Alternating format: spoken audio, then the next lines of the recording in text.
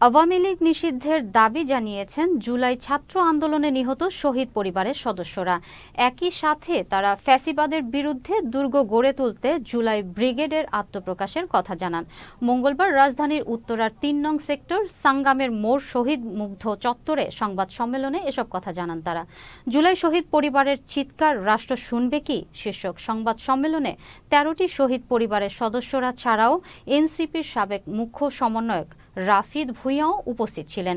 এ সময় ৫ আগস্টের পর শহীদ পরিবারের জীবনযাত্রার মান ও বাস্তবতা তুলে ধরে তারা বলেন, ছাত্র জনতার খুনি হাসিনার দোসরদের বিচার না হওয়া পর্যন্ত দেশে নির্বাচনের কোনো প্রয়োজন নেই।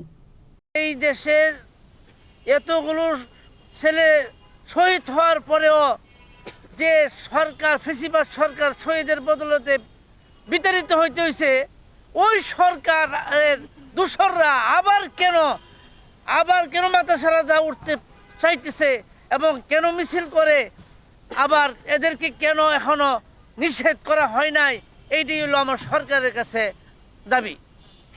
আমার সরকারের কাছে দাবি হলো সকল শহীদদেরকে এক মঞ্চে এনে শেখ হাসিনাকে এবং শেখ হাসিনার যারা দোসর এদের সকলকে এবং খোলা মাঠে এদেরকে ফাঁসি দিতে হবে।